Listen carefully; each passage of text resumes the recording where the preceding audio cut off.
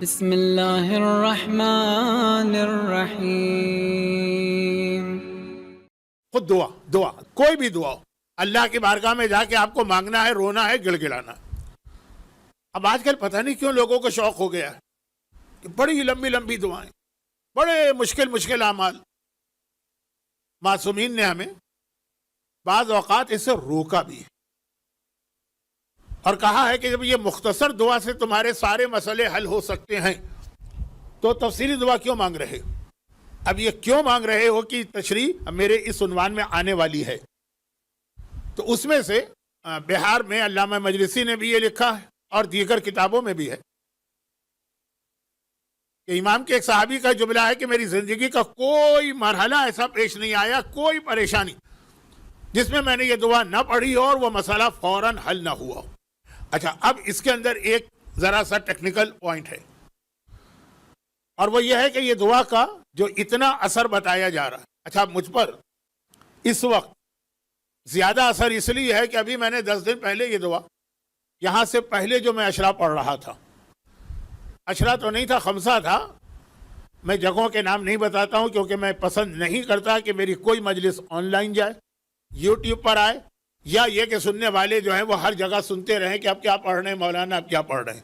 تو میں نام نہیں بتاتا ہوں، جنہوں نے سن لی، جنہوں نے نہیں سنی وہ وہاں جائیں ہی نہیں، جو ابھی بھی انٹرنیٹ پہ موجود ہے۔ تو خیر، اس میں تذکرہ یہ ہو رہا تھا یہ دعا کا، اور ابھی کتنے، میرے خیال 10 دن ہوئے ہوں، 10 یا 15 دن، اور میرے پاس یہ اطلاع آئی ایک مومن کی جانب سے کہ مولانا آپ نے مجلس میں پڑھا، ہم نے بھی اس کو عام طریقے سے لیا، لیکن اس دن سے میں نے ایک ہفتے تک یہ دعا پڑھی، میرا ایک ناممکن کام، انہوں نے ایک تفصیل بتائی، بس سمجھ لیجئے کہ کوئی آدمی مر رہا ہو، مرتا ہوا آدمی زندہ ہو جائے، نہیں یہ جملہ بھی غلط، سمجھیے کہ ایک آدمی مر گیا اور اس کے بعد وہ دوبارہ زندہ ہو جائے، یہ سمجھانے کے لیے کہہ رہا ہوں، اتنا مشکل کام وہ حل ہو گئے۔ تو اب اس لیے ذرا میں بھی زیادہ جوش کے ساتھ اس کو پڑھ رہا ہوں۔ ایک ہوتا ہے کتابوں میں ایک چیز کہا جانا، وہاں تو یہ 50-50 چانس ہوتا ہے نا کہ پتہ نہیں روایت صحیح ہے، پتہ نہیں روایت غلط، گرچہ اس کی وجہ سے ہم روایتوں کو ٹھکرا نہیں سکتے، ہمیں روایتوں کے ماہر یعنی مرجع وقت سے پوچھنا پڑتا ہے، لیکن جب کبھی کسی روایت کے فوراً بعد اتنے جلدی اثر ہو۔ ٹیکنیکل پوائنٹ صرف یہ کہ روایت اصل میں یہ ہے کہ راوی کہتا ہے کہ میں خانہ خدا کی زیارت کے لیے گیا تھا، حج کا زمانہ تھا یا حج کے بعد کا یا حج سے کچھ پہلے کا، اور رات کے وقت میں وہاں پہنچا۔ آج کی دنیا اور 1300 سال پہلے کی دنیا میں زمین و آسمان کا فرق ہے، مجمع کے اعتبار سے بھی، اندھیری رات، آج تو رات کبھی اندھیری ہوتی ہی نہیں ہے، اتنی روشنی ہوتی ہے کہ آپ کو رات کو زیادہ مزہ آئے گا، دن کو زیادہ تکلیف ہوگی۔ تو جب کہ روایت ہے اس وقت رات کے وقت خانہ خدا کے صحن میں کسی کا ہونا تقریباً ناممکن ہوتا تھا۔ اب وہ یہ کہہ رہا ہے کہ میں وہاں تھا کہ اچانک میں نے سنا ہجر اسماعیل سے کسی کے رونے کی آواز بھی آ رہی ہے اور ایک مختصر جملہ بھی۔ ہجر اسماعیل آج کل تو بہت فیمس ہو گیا ہے، اتنا مشہور ہو گیا ہے کہ اب لوگوں کو وہاں پر عبادت کا موقع ہی نہیں ملتا، بڑی مشکل سے تھوڑی تھوڑی دیر کے بعد، وہ بھی پورا دن نہیں، دن کے کچھ حصوں میں تھوڑی تھوڑی دیر کے بعد اس کو کھولا جاتا ہے۔ پہلے مردوں کو لے جاتے ہیں، 2 رکعت نماز کا وقت دیتے ہیں، پھر وہ باہر آتے ہیں، پھر عورتیں جاتی ہیں، اور 2 رکعت نماز کے لیے 2 گھنٹے لائن میں لگا ہونا پڑتا۔ یہ میں مدینے کی مسجد کی بات نہیں کر رہا جہاں آپ ایپ کے اوپر اپنا ٹائم بک کرا سکتے ہیں، یہاں کوئی ٹائم وائم بک نہیں ہوتا، لیکن یہ اتنا پاپولر ہے کہ 2 رکعت نماز کے لیے لوگ 2 گھنٹے کھڑے رہتے ہیں۔ اور میں اپنی بات کر رہا ہوں، یقیناً بہت میں بوڑھا ہو چکا ہوں اور بہت پرانا ہو چکا ہوں، لیکن اتنا بھی نہیں جتنا آپ سمجھ رہے ہوں گے۔ تو میں نے 25-30 سال پہلے ہی ہجر اسماعیل کو اتنا خالی دیکھا کہ آپ 2 دن 3 دن اس میں بیٹھے رہیے، آپ کو وہاں سے ہٹنے کی ضرورت ہی پیش نہیں آئے گی، کوئی ہوگا ہی نہیں آپ کے دائیں بائیں۔ یہ ہجر اسماعیل ہے جسے عام مسلمان حتیم کہتے ہیں۔ یہ میڈیا کی بہت زیادہ یعنی فاسٹ ہو جانے کی بنا پر یہ اب ہر ایک کو معلوم ہے۔ وہ ایک گول سی دیوار جو خانہ کعبہ کے رحمت کے پرنالے کے قریب واقع ہے، ایک چھوٹی سی گول نہیں ہوگی، آدھی گول ہے، سیمی سرکولر، نیم دائروی، یو شکل میں، خانہ خدا کے بالکل برابر۔ اس کی اپنی ایک تاریخ، اس کی اپنی ایک فضیلت، اس کے اپنے اعمال ہیں۔ لیکن اس وقت کیونکہ یہاں کے بارے میں ایک بات مشہور بھی ہو گئی ہے اور صحیح بھی ہے، اولاد کے حوالے سے پوری دنیا میں کربلا کو چھوڑ کر سب سے جو بہتر جگہ ہے وہ یہ ہجر اسماعیل، کیونکہ اس میں جناب ہاجرہ کی بھی قبر ہے اور جناب اسماعیل کی بھی قبر ہے۔ ہاجرہ وہ ماں تھی جنہوں نے مکے کو آباد کیا، میں ذرا تفصیلات میں چلا گیا جس کی ضرورت نہیں۔ تو اب اولاد کے حوالے سے جو دعائیں جن کو چاہیے ہوتی ہیں وہ یہاں جاتے ہیں، اور اسی لیے وہاں اتنا مجمع۔ ساتھ میں ایک روایت اور مشہور ہو گئی، وہ صحیح ہے کہ غلط ہے اس پر اگر میں بحث کروں گا تو موضوع تو پتہ نہیں کہاں سے کہاں چلا جائے گا، جو ابھی بھی پتہ نہیں کہاں سے کہاں چلا گیا، میں خود بھی پریشان ہوں۔ اور وہ یہ ہے کہ ایک روایت جو عام مسلمانوں کے پاس تو کنفرم ہے، ہمارے ہاں 50-50 ہے کہ یہ جو گول دیوار ہے یہ یو شیپ، میں گول کہوں گا تو اس سے مراد گول مت لیجئے گا، وہ آدھی گول ہے، تو وہ جو ہے یہ خانہ کعبہ ہی کا حصہ ہے۔ پہلے خانہ کعبہ یہاں تک تھا، تو اب اس میں جانا ایسا ہے جیسے خانہ کعبہ میں واقعاً جانا۔ ایک تو ہوتا ہے نا کہ ثواب کے اعتبار سے، اب جیسے اس وقت ایک کثیر تعداد میں مومنین کرام کربلا کی جانب جا رہے ہیں، تو روایتوں میں نا کہ کربلا میں جانا ایسا ہے جیسے عرش الہی پہ جانا، بلکہ بعض روایتوں میں یہ جملہ بھی آیا کہ جب تم کربلا کی زیارت کے لیے چلو اور کوئی تم سے پوچھے کہ کہاں جا رہے ہو، تو یہ منع نہیں کیا امام نے، بات سمجھانے کا ایک طریقہ کہ ہم تو کہیں گے بھائی ہم کربلا جا رہے ہیں، آقا حسین کی زیارت کے لیے جا رہے ہیں، کہا یہ نہیں، یہ مت کہو، یہ کہو کہ میں عرش الہی پہ خدا سے ملاقات کے لیے جا رہا ہوں۔ جس نے کربلا میں میرے دادا کے روضے کی زیارت کی وہ ایسا ہے جیسے اس نے 7ویں آسمان پر خود پروردگار عالم سے ملاقات کر کے خدا کی زیارت کی۔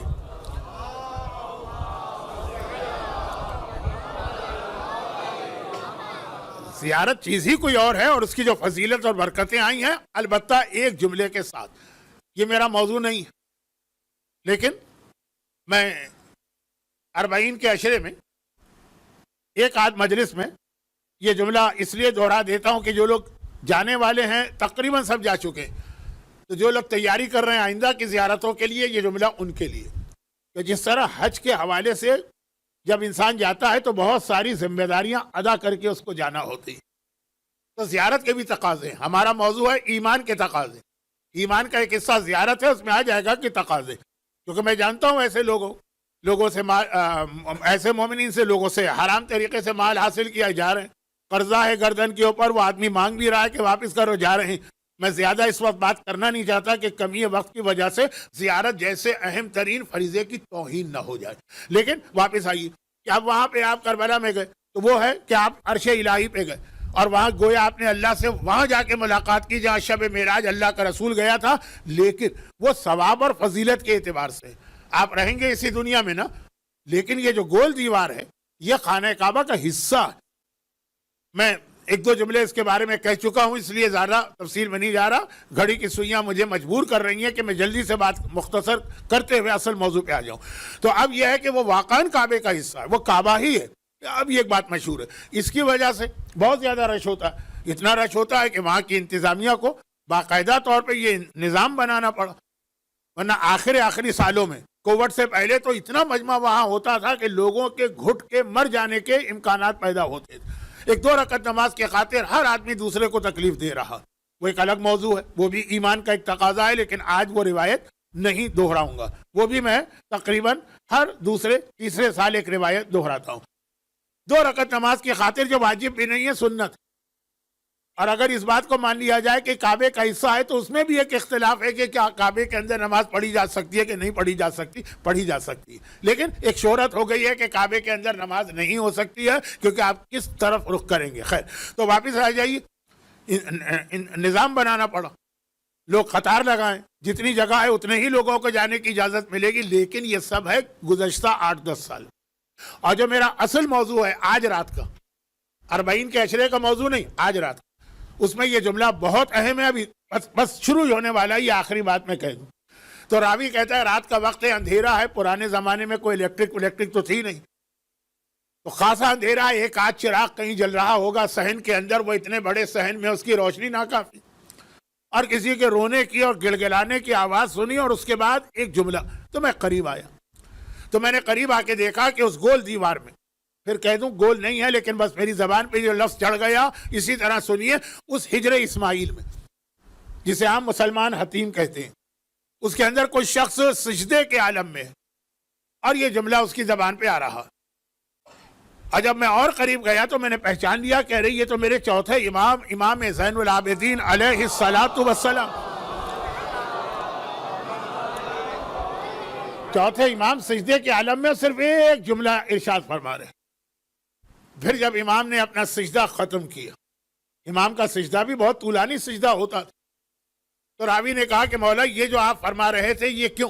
کہا یہ وہ دعا ہے کہ انسان دنیا کے کسی کام کے لیے بھی یہ دعا کرے گا، اس کا وہ کام فوراً ہو جائے گا. دیکھیں وہ روایتوں کو میں نہیں مانتا ہوں، یعنی میں سے مطلب میری حیثیت کچھ نہیں ہے مراجع جو روایتوں کی پرکھ کرتے ہیں، جس میں اس قسم کے جملے ہوتے ہیں کہ اگر یہ دعا کی تم نے اور کام نہیں ہوا تو مجھ پر لعنت کرنا یا میرا گلا پکڑنا یا مجھ سے آ کے شکایت کرنا، وہ ساری باتیں غلط. لیکن امام نے کہا کہ ہر کام، اور راوی کا پھر جملہ تھا کہ میں نے اس کے بعد جس مسئلے میں، ہاں مسئلہ ہونا چاہیے. ہمارے یہاں لوگ دعاؤں کو بھی غلط استعمال کیا کرتے ہیں.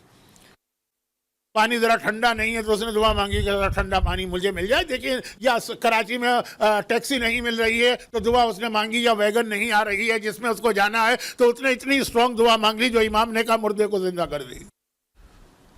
ہر دعا کا اپنا ایک طریقہ ہے اس کے استعمال کا، جس کو آپ سمجھیں گے میڈیکل سائنس. ایک عام سی گولی جس بیماری میں ہے، اینٹی بائیوٹک ہے، پھر ویکسین ہے، پتہ نہیں، چھوڑے فضول باتیں. خلاصہ یہ ہے کہ راوی کہتا ہے کہ جس بڑے مسئلے میں میں نے یہ دعا مانگی. یہ چوتھے امام کی دعا، چوتھے امام کی صحیفہ کاملہ اٹھا کے دیکھ لیجیے. لوگ اٹھاتے ہیں، اس کے بعد ڈر جاتے ہیں، دوبارہ اس کو واپس وہیں رکھ دیتے ہیں جہاں سے اٹھایا تھا. لمبی لمبی دعائیں، مشکل عبارات ہیں. کسی چھوٹے سے مسئلے کے لیے بھی اس نے کوئی دعا پڑھنا چاہی، پتہ چلا 3 صفحوں کی دعا. اٹھاتے ہیں. یہ 3 کتابیں ایسی ہیں جو میں نے دیکھا کہ جب کبھی بھی ممبر پہ تذکرہ ہو یا آپس کی بات چیت میں تو لوگ اس کو ہاتھ ضرور لگاتے ہیں. ایک قرآن، ایک نہج البلاغہ، ایک صحیفہ کاملہ. لیکن اس کے بعد ہاتھ لگا کے 2-4 ورق الٹ کے دیکھ کے واپس وہیں رکھ دیتے ہیں جہاں ہمارے پردادا کے زمانے سے وہ کتاب رکھی چلی آ رہی. لیکن وہی صحیفہ کاملہ میں نہج البلاغہ کے مولا کی بھی وہ مختصر دعا ہے، لیکن آج کا موضوع دعا نہیں ہے، میں کہاں چلا گیا. تو صحیفہ کاملہ کی وہ لمبی لمبی دعائیں جس کے بارے میں اب ہر پڑھا لکھا مومن جانتا کہ یہ دعاؤں سے زیادہ تبلیغ دین کا ایک ذریعہ تھا. یہ ابھی آپ نے تیسرے عشرے میں علماء سے سنا ہوگا. وہ والی لمبی لمبی دعائیں پڑھنے والا امام معصوم مختصر دعا پڑھ رہا ہجر اسماعیل. اور ابھی کا ہر مسئلہ حل ہوا، لیکن میں نے کہا اس میں ایک ٹیکنیکل پوائنٹ یہ تھا کہ یہ دعا چوتھے امام نے ہجر اسماعیل میں مانگی. تو اس کی بیسٹ جگہ تو وہی، کیونکہ دعا میں الفاظ کے ساتھ 2 چیزیں اور دیکھنا ہوتی. اوقات سے مطلب وہ نہیں جو ہم ایک دوسرے سے کہتے ہیں کہ میں تمہیں تمہاری اوقات یاد دلا دوں گا، نہیں، ٹائمنگز، کہ کب کس ٹائم کی یہ دعا ہے، اور جگہ کس جگہ کی یہ دعا. کچھ دعائیں ایسی ہیں جن کا کوئی ٹائم نہیں، کچھ دعائیں ایسی ہیں جن کی کوئی جگہ نہیں، لیکن کچھ کے لیے یہ چیزیں ہیں. اب ہمارے علماء ایک لفظ استعمال کرتے ہیں رجاءً. اس کی میں تفصیل میں نہیں جا رہا ہوں، کہیں سے کہیں چلا جاؤں. اس کے بعد اس لفظ کے استعمال کے بعد پھر آپ مثلا شب جمعہ کی دعا شب بدھ بھی پڑھ سکتے ہیں. اور پھر اس کے بعد آپ خانہ کعبہ کے پردے کی دعا کو اپنے گھر کے پردے کو پکڑ کے بھی پڑھ سکتے ہیں. رجاءً کا لفظ جو آج کل ہر پڑھا لکھا آدمی جانتا ہے. تو اصل دعا تو اس جگہ کی ہے، لیکن وہی انگریزی کا محاورہ some thing is better than nothing, من لم یدرک الکل لم یدرک الکل، مولا کا فرمان ہے اصل میں. جسے پوری چیز نہ ملے تو جتنی ملے اتنی تو کم از کم حاصل کر لے. تو 4 لفظ یہ دعا کیا ہے؟ آسان ترین دعا، 4 لفظ. عبدوں کا، فاعلوں کا، مسکینوں کا، فقیروں کا. اور اس میں کون سا لفظ ایسا ہے جو اردو یا پنجابی بولنے والوں کو نہیں پتا؟ عبدوں کا، مسکینوں کا، سائلوں کا سائل، مسکینوں کا مسکین، فقیروں کا فقیر. لیکن صرف ایک لفظ کے اضافے کے ساتھ. یہ لفظ بھی زیارت کی وجہ سے ہمارے ہاں بہت مشہور. آقا کو جب ہم سلام کرتے ہیں تو اکثر اوقات ہم یہ جملہ بڑھا دیتے ہیں جو زیارت عاشورہ میں، السلام علیکہ وعلی الارواح التی حلت بفنائک. راوی کہتا ہے امام سجدے میں کہہ رہے تھے کہ عبدوں کا بفنائک، سائلوں کا بفنائک، مسکینوں کا بفنائک، فقیروں کا بے فنائک بس. فنا مانے دہلیز، دروازہ، چوکھٹ. تیرا بندہ تیرے دروازے تیری چوکھٹ پر ہے. سوال کرنے والا تجھ سے سوال کر، سائلوں کا تجھ سے سوال کرنے والا تیری چوکھٹ پر. مسکینوں کا تیری بارگاہ میں مسکین بن کے آنے والا تیری چوکھٹ پر ہے. فقیروں کا تیرا محتاج تیری چوکھٹ پر ہے. بس ایک جملہ. جتنی دیر امام نے ذکر کیا وہ کیا، کیونکہ امام تو یہ دعا کسی حاجت کے لیے نہیں مانگ رہے ہوں گے. لیکن پھر راوی کہتا ہے کہ زندگی میں میرا کوئی مسئلہ نہیں رکا. جب کبھی بھی یہ دعا میں نے سجدے کے عالم میں اپنے شہر میں بھی پڑھی تھی.